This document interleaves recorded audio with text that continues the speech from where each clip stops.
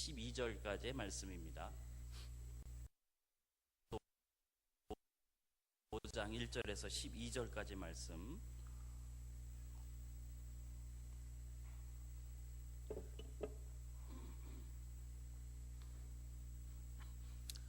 한 절씩 교독하겠습니다. 그리스도께서 우리를 자유롭게 하려고 자유를 주셨으니 그러므로 굳건하게 서서 다시는 종의 멍에를 매지 말라.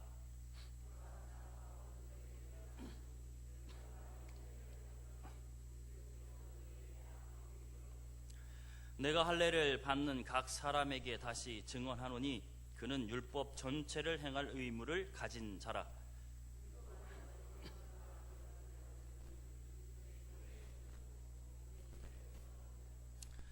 우리가 성령으로 믿음을 따라 의의 소망을 기다리노니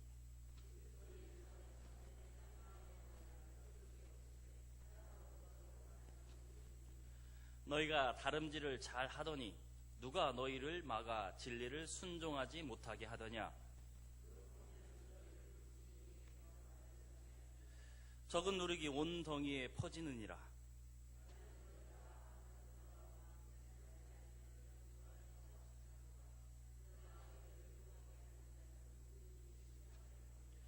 형제들아, 내가 지금까지 할례를 전한다면 어찌하여 지금까지 박해를 받으리요? 그리하였으면 십자가의 걸림돌이 제거되었으리니 너희를 어지럽게 하는 자들은 스스로 베어버리기를 원하노라. 아멘. 미국의 독립을 위해서 싸웠던 패트릭 헨리라는 분은 이런 명언을 남겼죠. 자유가 아니면 죽음을 달라. 그죠? 나에게 자유가 아니면 죽음을 달라. 다시 말하면 자유를 위해서 내가 죽기까지 싸우겠다, 그런 말 아니겠습니까? 여러분은 지금 자유로우십니까? 자유를 누리고 계십니까? 여러분은 어떤 자유를 원하시고 계십니까? 만약 돈으로부터 자유하고 가족으로부터 또는 직장으로부터 여러분이 살아가는 환경으로부터 모든 것이 자유로워진다면 여러분은 무엇을 하기를 원하실까요? 자유롭게 뭐 하고 원하십니까? 어떤 일을 하기를 원하십니까? 아마 마음속으로 이런 거 했으면 좋겠다, 그런 생각이 있으실 것입니다. 이렇게 사람은 사실은 굉장히 자유롭고 싶어합니다. 나에게 좀 자유 좀 달라, 나 좀 자유롭고 싶다. 그러나 우리가 정말 누려야 될 자유, 그리고 우리는 그것을 사실 지금 갖고 있고 누리고 있는 자유, 그것은 죄와 심판과 죽음에서의 자유입니다. 그것이 가장 중요한 자유거든요. 그 자유를 얻으셔야 사실은 가장 중요한 자유를 여러분은 누리고 있는 것이고 얻고 있는 것입니다. 예수 그리스도께서 그 자유를 허락하시기 위해서 십자가에 죽으셨고, 그리고 그 자유를 우리 가운데 선포하시기 위해서 3일 만에 부활하셔서 지금 여기 살아계신 줄 믿습니다. 그래서 바울은 그것을 근거하여서 오늘 자유를 우리 가운데 선포하고 있는 것이죠. 1절 말씀입니다. 한번 보시면 이렇게 선포하는 겁니다. 그리스도께서 우리를 자유롭게 하려고 자유를 주셨으니 그러므로 굳건하게 서서 다시는 종의 멍에를 매지 말라. 자유를 주시기 위해서 우리를 해방하셨다. 그러니 자유를 누려라. 오늘 그렇게 우리 가운데 선포하고 있는 것입니다. 하지만 많은 분들이 주님께서 우리에게 주신, 그리고 바울이 선포하는 이 자유를 잘 누리지 못하고 있는 것 같습니다. 인생 속에서, 삶 속에서 우리가 잘 누리지 못하고 있는 것 같아요. 우리가 먼저 다시 한번 갈라디아 교회로 돌아가 보도록 하겠습니다. 여러분, 지금까지 바울이 이제 5장까지 넘어왔습니다만 계속해서 이 갈라디아 성도들에게 보내는 이 편지, 도대체 핵심이 무슨 내용입니까? 핵심은 이것이죠.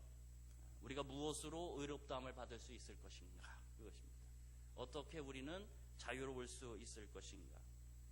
사실 이미 갈라디아 성도들은 이 바울이 전한 복음에 의해서 자유를, 그리고 믿음으로 말미암아 의롭다함을 받은 사람들이었습니다. 하지만 그들 가운데 거짓 선지자들, 거짓 교사들이 들어가게 된 것이죠. 그리고 그들에게 가르쳤습니다. 율법을 지켜야 한다. 율법을 지켜야 한다. 그리고 적어도 이것만큼은 해야 하는데 그것은 할례다. 적어도 할례만큼은 해야 되지 않겠느냐. 그것을 그들에게 가르쳤다라는 것입니다. 사실 할례를 행하는 것 아니면 행하지 않는 것, 그 행위 자체로는 사실 중요한 문제는 아닙니다. 그렇지 않습니까? 문제는 그들이 이 할례를 구원의 방편으로 삼았다라는 것, 그 할례를 구원의 조건으로 삼았다라는 것, 그게 사실은 문제가 되는 겁니다. 다행인 것은 오늘 성경의 말씀을 통해서 볼 때에 아직 그들은 실천하고 있었던 것은 아닌 것 같습니다. 물론 마음의 결심은 한 것 같아요. 할례를 받으라고 하니 할례를 받아야 되겠구나. 그러나 아직은 행하지 않은 것 같아요. 그래서 바울은 만약에 너희들이 그 말을 듣고 할례를 너희들이 행한다면 어떠한 결과가 너희들에게 오는지 내가 알려주겠다, 그렇게 말씀하고 있는 것입니다. 여러분, 이 할례를 행하는 것 중에 가장 큰 문제, 그것은 4절에 있는 말씀에 나와 있는 것처럼 율법을 행함으로써 의로움을 받으려고 하는 그 의도에 있는 것이거든요. 그래서 이 할례의 문제의 핵심은 이것인 것입니다. 예수 그리스도께서 행하신 십자가, 그 사역으로 만족하지 못하는 것, 무엇인가 더 필요하다라는 것이죠. 다시 말하면 십자가 은혜를 의심하게 만드는 거예요. 그것 갖고 안 되는 것인가? 할례를 행해야 하는 것인가? 그래서 십자가의 은혜, 십자가의 능력을 의심하게 만드는 거예요. 그래서 사실은 불신이 핵심이 되는 겁니다. 불신. 남편을 의심하는 한 아내가 있었답니다. 그래서 그녀가 탐정을 고용했다죠. 그래서 그 고용한 탐정을 불러서 이야기했습니다. 물었습니다. 그래, 제 남편을 잘 추적해 보셨습니까? 물었습니다. 대답합니다. 예, 부인, 제가 추적을 했습니다. 제가 따라가 보니까 남편은 술집으로, 그리고 외딴 식당으로, 그리고 다음은 값싼 모텔로 들어가는 것을 보았습니다. 그녀는 만족스러운 얼굴로 웃고 있었어요. 얼굴에 웃음이 번지고 있었습니다. 그러면서 이렇게 얘기하는 거예요. 아하, 이제 잡았구나, 이렇게요. 그러면서 남편이 그러면 무슨 의심스러운 행동을 하지 않았습니까? 이렇게 물어봤습니다. 그랬더니 탐정이 대답하더라는 겁니다. 없었습니다, 부인. 처음부터 남편은 부인을 추적하고 있었던 것이 분명합니다. 이렇게 얘기했다는 것입니다. 사실 이 부부는 서로 의심하고 있었어요. 그리고 서로 추적하고 있었던 것입니다. 여러분, 그렇다면 이 부부를 한번 생각해 보세요. 이들이 행복했을까요? 이 부부가 행복했을까요? 예, 결코 아닙니다. 이 둘의 관계는 의심이 시작될 그때부터 이미 끝났습니다. 이미 그때부터 깨진 거예요. 이렇게 깨진 관계는 행복한 가정을 누릴 수 없습니다. 행복을 누릴 수가 없는 가정이 되는 것입니다. 여기 예수님께서 주시는 구원을 의심하는 이들, 그래서 할례를 행하려고 하는 이들은 그 의심으로 인해서 예수님과의 관계가 문제가 생긴 것이 되는 것이죠. 주님을 의심하는, 주님의 십자가를 의식하는 그때, 그래서 할례를 행해야 하는가? 라고 그들이 생각하는 그때, 그들과 주님과의 관계는 문제가 그때부터 시작되는 것이에요. 그래서 그들은 이미 주신 구원이 있음에도 불구하고 그 구원의 자유를 누리지 못하고 있었다라는 것이 문제인 겁니다. 구원이 있습니다. 그리고 자유를 얻었습니다. 그런데 주님을 의심하는 그때부터 이제 누리지 못하는 거예요. 왜냐하면 내가 구원받지 못했을까 불안해하는 것이죠. 내가 구원받지 못하면 어떡하는 걸까? 할례를 받지 않으면 구원이 없다고 하는데 혹시 나는 구원받지 못한 것은 아닌가? 그리고 그런 관계가 깨어지니까 주님께서 주시는 모든 유익들, 은혜와 주님의 보호하심과 주님의 사랑과 그 모든 것들 아무것도 누리고 살아갈 수 없는 그런 사람들이 되었다라는 것입니다. 4절을 읽어보시면, 우리 4절을 같이 읽겠습니다. 시작. 율법 안에서 의롭다함을 얻으려 하는 너희는 은혜에서 떨어진 자로라. 우리는 결코 할 수 없는 것이 있습니다. 우리가 결코 할 수 없는 것이 있어요. 그것은 우리 노력에 의해서 우리가 의로워지는 것, 그것은 우리가 결코 할 수 없는 겁니다. 이들이 시도하려고 하는 할례가 무엇이에요? 그것이 인간의 노력이에요. 내가 노력해서 얻어보겠다라는 것이죠. 그 핵심은 내가 해보겠다라는 거거든요. 내가 할 수 있다라는 것이고, 내가 해내겠다라고 말하는 우리 인간 속에 숨어있는 그 욕망의 표현인 겁니다, 사실. 하지만 결코 사람은 여러분 노력해서 의로워질 수 없는 존재들입니다. 그런데요, 이들의 노력의 결과가 어떻게 되는지 여러분 보이십니까? 3절 말씀을 보니까 할례는 사실은 많은 율법 중에 한 가지예요. 그러면 할례를 행하게 될 때 그럼 나머지 율법은 어떻게 해야 될까요? 그 율법도 행해야 되는 거예요. 일단 할례를 행하기 시작하면 나머지 율법들도 행해야 하는 것입니다. 그러면 무엇이 되겠습니까? 결국 이들은 자유로워지는 게 아니에요. 더 많은 짐을 짊어지고 살아가야 하는 것입니다. 많은 율법을 행해야 한다. 이것을 지켜야 한다. 여러분 그것이 자유겠습니까? 짐이겠습니까? 그것은 우리 인생의 짐이 되는 것이죠. 성도 여러분, 우리가 의로워질 수 있는 단 한 가지 방법은 하나님께 우리를 다 맡기는 것밖에 없습니다. 주님 믿고 우리를 맡기셔야 돼요. 여러분 아이들이 무거운 가방 들고 오다가 부모님께 맡겨놓고 아주 홀가분한 몸으로 앞에서 뛰어다니잖아요.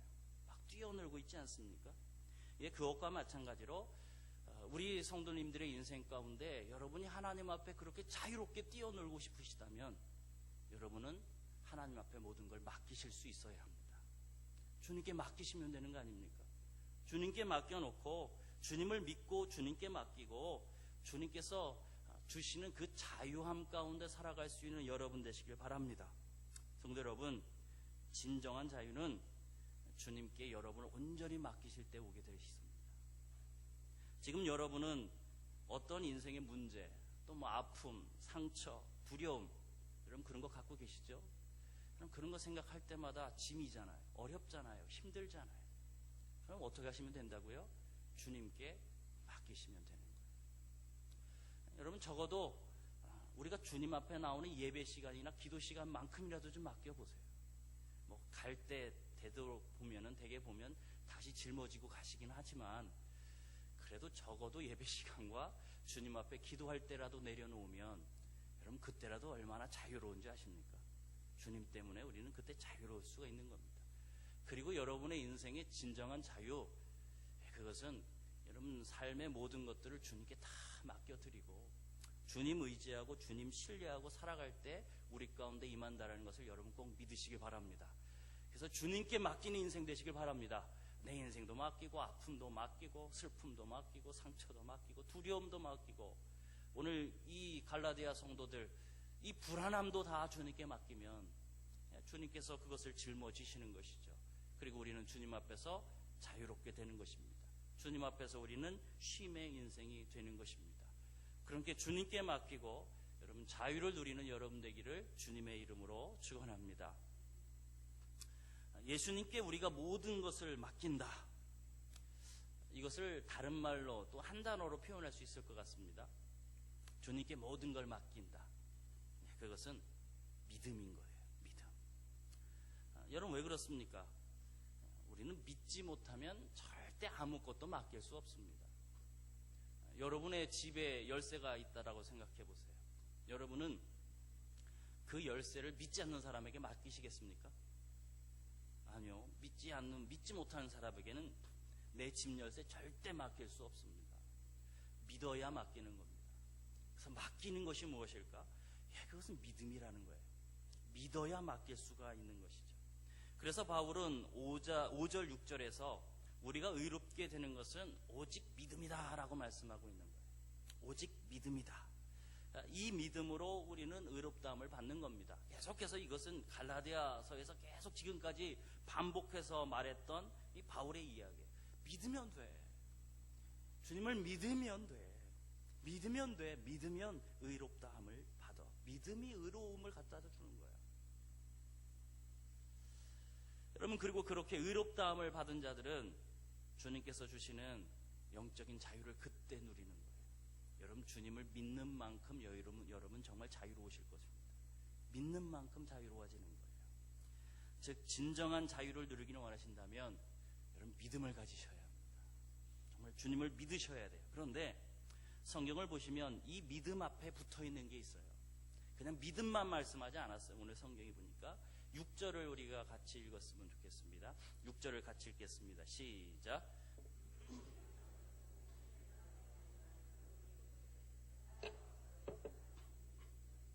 이 앞에 무엇이 붙어있죠?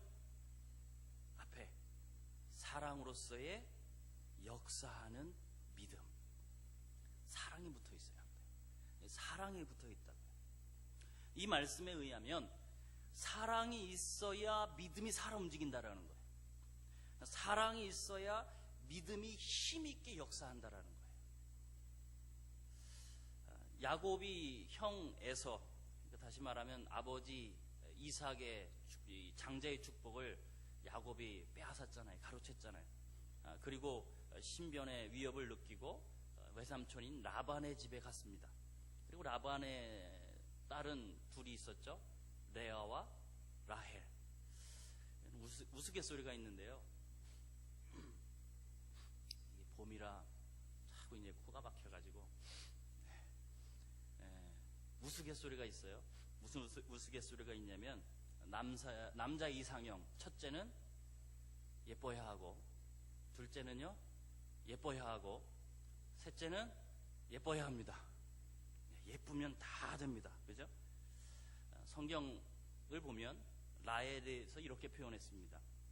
곱고 아리따웠다. 이렇게요. 곱고 아리따웠다. 예, 야곱도 전형적인 남자입니다. 누구를 더 사랑했어요? 레아보다 라헬을 더 사랑했어요. 이 라헬한테 아주 푹 빠져버렸어요. 그래서 이 외삼촌과 약속을 맺잖아요. 무슨 약속을 맺어요? 7년을 일하면 라헬을 아내로 주겠다. 그래서 그 야곱은 라헬을 바라보면서 7년 동안 열심히 일을 합니다. 그리고 7년이 마쳤을 때에 결혼식을 하죠.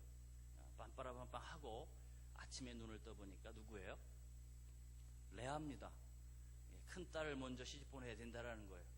눈 떴는데 이게 레아인 거예요. 그래서 라헬을 얻기 위해서 야곱은 또 몇 년을 일했습니까? 7년을 더 일했습니다. 물론 먼저 결혼하고 7년 일한 거지만, 다시 말하면 라헬을 사랑해서 라헬을 아내로 얻기 위해서 총 몇 년을 일한 거예요? 14년을 일을 한 것이 이게 야곱입니다. 그런데 그 앞에 있는 7년을 일할 때에 성경을 보니까 야곱이 그 7년 동안 이 라헬을 바라보면서 일을 하는데 성경을 보니까 이렇게 표현하더라고요. 그를 사랑하는 까닭에 7년을 며칠같이 여겼더라. 이렇게. 뭐하는 까닭이에요? 사랑하는 까닭에. 여러분, 사랑은 이런 거예요. 그죠? 사랑은 정말 강한 힘을 갖고 있습니다. 그리고 사랑은 아주 강한 자발성을 갖고 있습니다. 내 속에서부터 하고자 하는 열정이 나오는 거예요. 사랑은 그런 것입니다. 그럼 어떻게 7년을 며칠같이 여길 수 있겠어요? 사랑해야 가능한 거예요. 사랑하면 가능합니다. 라헬을 사랑하는 마음이 그에게 자발성을 가져다 주었어요. 그래서 7년을 일하고 그것도 안 되니까 또 7년을 더 일해서 14년을 그가 일을 하고 있더라는 것입니다. 그리고 그 기간 동안 그가 일하는 그 기간 동안 그 기간은 고통의 시간이 아니라 이 야곱에게는 기쁨의 시간이었습니다. 여기 우리를 자유하게 하는 믿음, 그것은 사랑을 통해서 나타나는 믿음이 우리를 진정한 자유를 허락한다는 것을 여러분 믿으셔야 합니다. 믿음은 믿되 무슨 믿음이요? 사랑으로서 역사하는 믿음. 신앙생활은 사실은 자발성으로 인한 기쁨이 있어야 되는 거잖아요. 여러분 신앙생활 기쁘세요? 대답이 없으세요. 지금 저희들이 여기에서 예배를 드리고 있습니다만 많은 사람들이 이 예배를 드리면서 정말 기뻐서 예배를 드리는 건가, 아니면 주일이기 때문에 어쩔 수 없이 나와서 예배를 드리고 있는 것입니다. 여러분, 만약 이 예배가 억지로 드리는 예배라면 우리는 기쁘지 않을 겁니다. 그리고 항상 주일은 우리 인생의 짐이 되겠죠. 자유롭지가 않은 거예요. 이 주일이 자유롭지가 않아요. 일요일이 자유롭지 않아요. 예배 시간이 자유롭지 않아요. 그것이 나의 인생의 짐이 되는 거예요. 신앙생활 억지로 하면 여러분 안 되는 거 여러분 아시잖아요. 억지로 하는 신앙생활 사실 고통 아닙니까? 즐거워서 해야죠. 어쩔 수 없으니까 억지로, 아니면 하나님께 한 대 의도 맞을 것 같아서 억지로 하는 신앙생활은 결코 즐겁거나 행복하지 않습니다. 그렇게 하는 신앙은 이 성경에 나와 있는 율법을 지키는 것과 다를 바가 없어요. 사실은 뭐가 다르겠습니까? 동일한 거 아니겠습니까? 지금 우리 성도님들의 신앙 상태, 여러분 어떠신 것 같습니까? 지금 여기 예배 드리는 것이 여러분에게 정말 기쁨이십니까? 이것이 좋으십니까?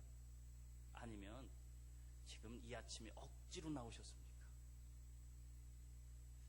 기쁘시다면 한번 웃어주세요. 일부 설교하는 게 저도 굉장히 어려워요. 왜냐하면 저도 제정신이 아닌 것 같고요. 이른 아침에 나오는 우리 성도님들도 아직 이 컨디션이 막 올라오지 않은 것 같아가지고 서로 헤매고 있는 시간이 사실 일부거든요. 설교도 1부, 2부, 3부에 보면 2부, 3부 갈수록 아주 제가 자유로워져요. 여러분 신앙생활을 정말 자발성 갖고 하세요? 아니면 억지로 하고 계십니까? 여러분 만약 우리가 억지로 하고 있다면 그건 참된 믿음의 모습은 아닐 것입니다. 그건 참된 믿음의 모습이 아니에요. 물론 항상 즐거울 수는 없습니다. 그래서 때로는 억지로 해야 될 때도 있어요. 나 억지로 하느냐 안 하느냐 이것은 아니겠죠. 때로는 안 될 때는 억지로 하기도 해야 합니다. 그런데 아셔야 돼요. 그것이 정상은 아니라고요. 그것이 정상은 아닙니다.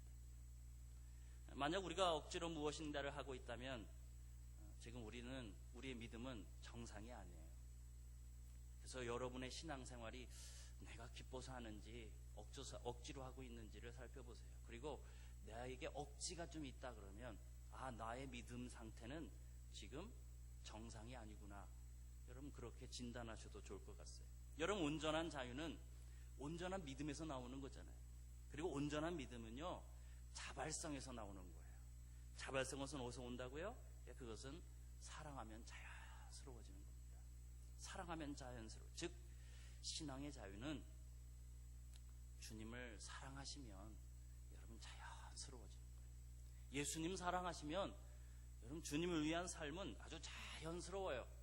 주님 사랑하시면 예배 드리는 것 아주 자유스럽습니다. 자연스럽습니다. 만약 여러분이 주님께 나오는 이 시간이 억지로 나오셨고 신앙생활을 여러분이 억지로 하고 계시다면 여러분 주님에 대한 사랑을 회복하실 줄 믿습니다. 주님 안에서 진정한 자유, 그것은요 내가 지금 주님을 얼마나 사랑하고 있는가, 거기에서 판가름을 나는 것입니다.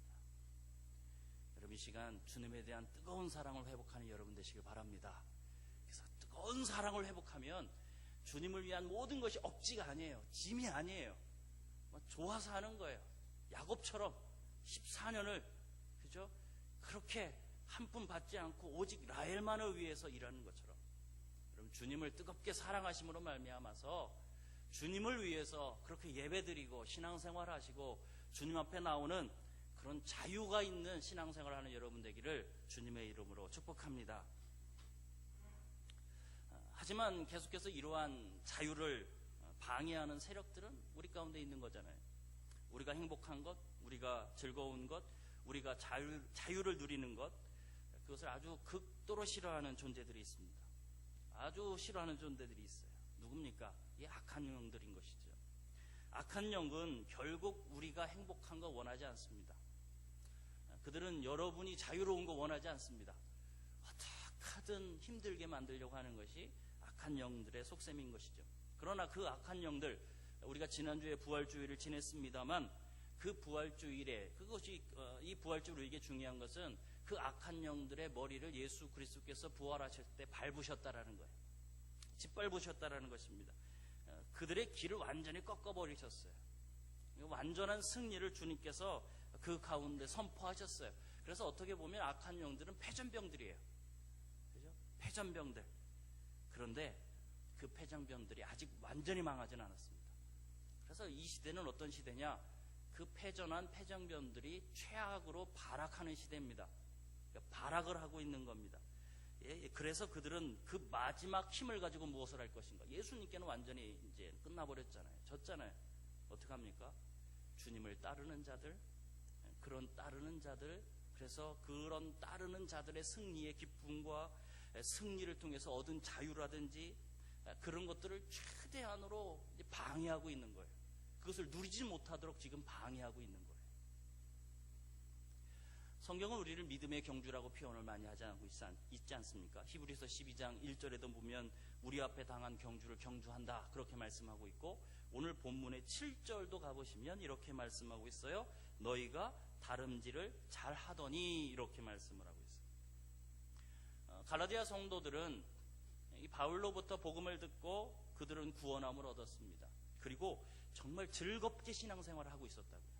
아주 행복하게 신앙생활을 하고 있었어요. 그런데 그렇게 열심히 달리고 있는 이들의 그 트랙에 이들을 방해하기 위한 사람들이 등장한 거예요. 그래서 그들을 가로막았습니다. 그게 누구예요? 오늘 성경에 나와 있는 거짓 교사들, 율법주의자들이었던 것입니다. 하지만 그들은 이들의 구원을 빼앗을 수는 없었습니다. 왜냐하면 10절 말씀을 보면 그것은 주님 안에서 주어진 확신이기 때문입니다. 하지만 그들은 이 성도들의 믿음의 길, 믿음의 이 다름질, 이 경주는 방해할 수 있는 거예요. 그 경주가 괴롭도록 하고 그 경주가 어렵도록 그들 가운데 있는 즐거움과 자유와 은혜에 대해서는 방해할 수가 있었어요. 신앙생활을 방해하는 것입니다. 작년에 보니까 올림픽이 작년에 있었더라고요. 기억하세요? 2016년에 올림픽이 리우에서 있었습니다. 가만히 생각해보면 몇 년 전인 것 같은데 작년이더라고요. 저희들이 그 이후에 참 많은 시간들을 지난 것 같은 느낌이 들지만 작년이었는데, 그 리우 올림픽에서 이 마지막 성화 봉송자, 그가 누군지 아십니까? 그가 이름이 어렵습니다. 반델르레이 리마라는 사람이에요. 그 마지막 성화 봉송자. 사실은 그는 젊었을 때의 마라톤 선수였어요. 그가 마라톤에 언제 참가했냐면 2004년 아테네 올림픽 때 브라질 대표 마라톤 선수로 참가를 했었고요. 그 선수는 그 결승점, 그러니까 42.195km를 달리잖아요. 그런데 5km 남았을 때에 2위 그룹과 300m가 이렇게 차이 날 정도로 그렇게 뛰어난 속도로 1위로 달리고 있었던 선수입니다. 그런데 그렇게 1위로 달고 있는 그 사람한테 한 사람이 뛰어들어서 이 선수를 넘어뜨렸어요. 기억나십니까? 넘어뜨렸어요. 그 뛰어든 사람이 누구냐면 아일랜드 사람이었는데 종말론 광신자였어요. 근데 왜 그랬냐 물어보니까 자기가 세계에 주목받고 싶어서 그렇게 했다라고 그러더라고요. 넘어진 리마, 갑자기 일어난 일에 충격을 받아서 넘어진 상태에서 사실은 금방 일어나지 못하고 멍하니 정신을 차리지 못하고 있었던 것이죠. 그 사이에 2위권 선수들이 다 지나가 버렸습니다. 그리고 정신을 차렸어요. 그리고 이 마라톤이 이게 굉장히 예민한 운동 같아요. 42.195를 뛰어야 되잖아요. 그래서 구간을 정말 잘 안배를 하고 이 컨디션을 이제 잘 페이스를 맞춰야 되잖아요. 그런데 그렇게 넘어졌으니 이게 다 틀어져 버린 거 아니에요? 그런데도 일어나서 열심히 달리기 시작했습니다. 남은 5km. 그리고 결국 동메달을 땄대요. 여러분 같으면 어떻게 하시겠습니까? 화가 나지 않겠어요? 원망하지 않겠어요? 근데 이 리마라는 선수는 원망하지 않더라고요. 자기가 이제 3위로 이제 결승점을 통과한 이후에 이 사람이 한 행동이 무엇이냐면 두 판을 그냥 넓게 확 벌리고서는 막 행복하고 웃는 표정으로 그 트랙을 막 달리는 거예요. 여러분, 성도 여러분, 그 어떤 존재도 우리가 최후에 얻을 기쁨을 빼앗을 수는 없습니다. 그 어떤 존재도요. 그 영광의 그 예수 그리스도의 재림 앞에서 얻을 그 하나님이 주실 기쁨은 여러분은 어떠한 존재도 여러분의 그 기쁨을 빼앗을 수 없어요. 하지만 주님께 가는 그 길 가운데 우리가 지금 누릴 수 있는 자유와 은혜는 방해할 수 있는 거예요. 그리고 그런 존재들은 계속해서 우리를 지금 방해하고 있는 거예요. 바울은 지금 그들과 지금 싸우고 있는 것입니다. 그렇게 방해하는, 갈라디아 성도들을 방해하는 그 율법주의자들과 막 싸우고 있는 거예요. 11절 말씀을 보면 이렇게 이야기합니다. 형제들아, 내가 지금까지 할례를 전한다면 어찌하여 지금까지 박해를 받으리요? 그리하였으면 십자가의 걸림돌이 제거되었으리니. 저는 바울이야말로 정말 과거의 바리새인이었지 않습니까? 율법을 철저히 지키는 사람이었잖아요. 그래서 할례의 문제에 있어서 그냥 대충 넘어갈 수도 있지 않을까요? 뭐 할례를 하든 뭐 할례를 하지 않든 그게 무슨 소용입니까? 그냥 믿음이 중요하잖아요. 믿음이 중요하니까 뭐 그냥 뭐 그것은 내가 인정해 준다 할 수 있을 것 같지 않습니까? 그리고 그것을 인정해 주었다면 많은 유대인들을 더 얻었을 것입니다. 많은 유대인들이 더 많이 돌아왔을 것입니다. 하지만 바울은 잘 알고 있습니다. 무엇을요? 이 할례의 문제가 그냥 문화적인 문제가 아니었다라는 거예요. 문화의 문제가 아니에요. 이 할례는 복음의 자유를 해치는 것이었고 복음의 자유를 가로막는 것이었어요. 그래서 바울은 끝까지 맞서서 싸운 것입니다. 박해를 받습니다. 핍박을 받습니다. 유대인으로부터요. 그래도 그는 싸우는 거예요. 지켜내는 것입니다. 그리고 지금 갈라디아에 있는 이 거짓 교사들과도 지금 싸우고 있는 거예요. 뭐라고 여러분 하는지 여러분 아십니까? 그들에 대한 이 바울의 발언을 우리가 주목해야 하는데, 저희들이 요즘 뭐 사이다 발언 그러잖아요. 사이다 발언. 아주 그냥 통쾌한 발언. 사실 12절 말씀 보면 사실 그런 말씀이 거기 적혀 있어요. 이게 정말 바울이 한 소린가 할 정도로 아주 그냥 직선적이고 아주 통쾌하게 말을 하고 있거든요. 12절을 같이 읽어보겠습니다. 시작. 너희를 어지럽게 하는, 이게 무슨 말인지 아시겠습니까?